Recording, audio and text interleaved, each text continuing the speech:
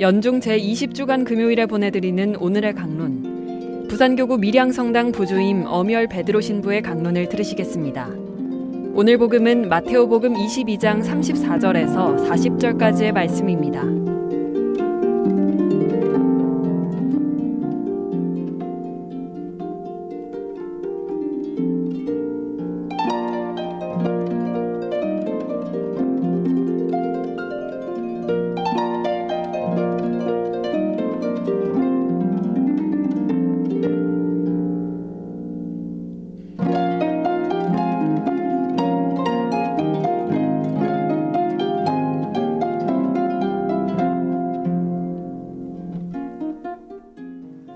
그때 예수님께서 사두가이들의 말문을 막아버리셨다는 소식을 듣고 바리사이들이 한데 모였다.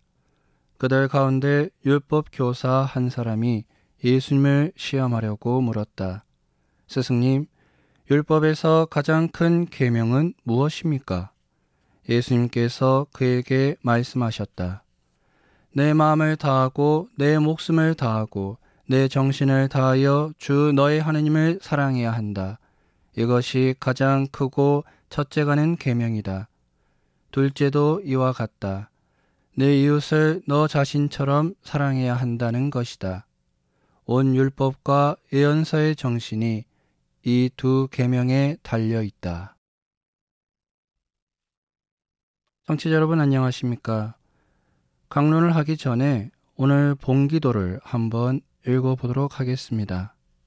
오늘 본기도는 이렇게 기도하고 있습니다.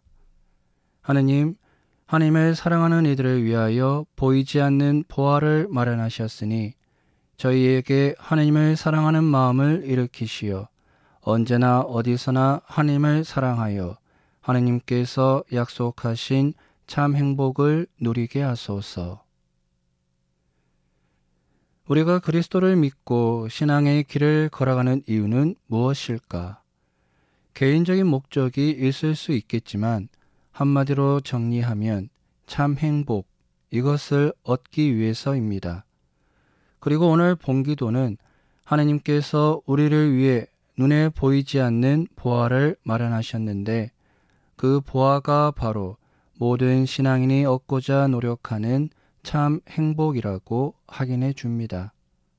괜히 다른 걸 준비해 놓고 여러분들을 놀리지 않습니다. 하지만 한 가지 조건이 달려 있습니다.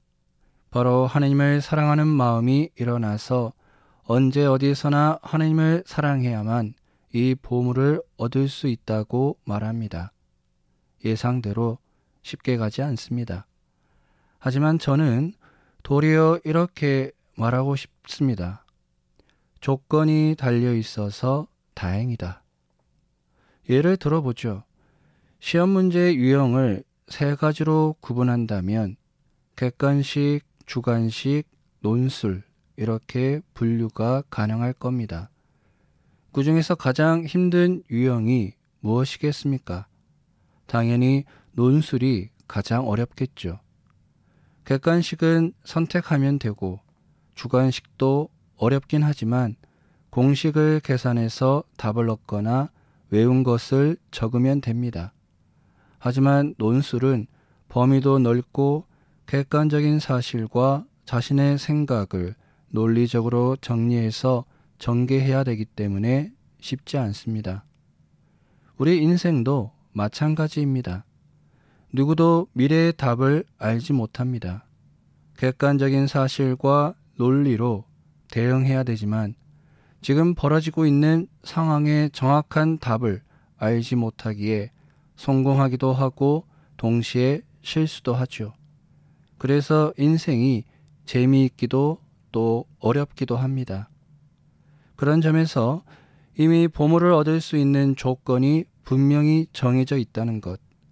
그것은 어쩌면 예수님이 우리에게 보여주시는 사랑의 표현이 아니겠습니까? 만약 오늘 예수님이 율법학자가 물어본 질문에 첫째 계명은 그저 사랑이다. 이렇게만 언급한다면 어떻습니까? 사랑이 첫째 계명인 것은 알겠지만 다음으로 이 사랑을 어떻게 해야 되는지 가늠할 수 있겠습니까? 율법서와 예언서 역시 많은 조건을 우리에게 보여주고 있습니다. 얼마나 개수가 많습니까? 그것도 사랑의 다른 표현이 아닌가 누군가는 질문을 던질 수 있겠고, 그 질문대로 율법 역시 구약시대 하나님의 사랑의 표현입니다. 하지만 이제 사랑의 정의가 변화되었습니다. 예수님께서 새롭게 정의하셨고, 이제 그분이 바라는 사랑은 외부 조건에 의해 휘둘리는 사랑이 아니라 개인이 충분히 해낼 수 있는, 우리의 의지를 바탕으로 하는 자유로운 조건이 달린 사랑이 되었습니다. 우리는 그분의 믿음에 응답할 수 있겠습니까? 새로운 조건의 사랑을 실천할 수 있겠습니까? 아니면 오늘도 사랑을 실천하지 못함을 율법이 많다는 등 그런 외부 요인으로 돌리며 스스로를 합리화할 것입니까? 오늘 하루가 그분의 믿음에 응답하는, 전력을 다해 하나님을 사랑하는 그런 하루가 되기를 기도합니다.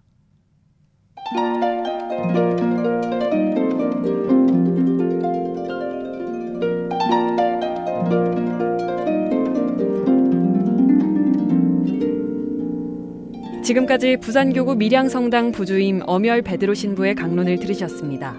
내일도 엄열 신부의 강론이 이어집니다. 오늘의 강론은 수영성당 공동체와 함께합니다.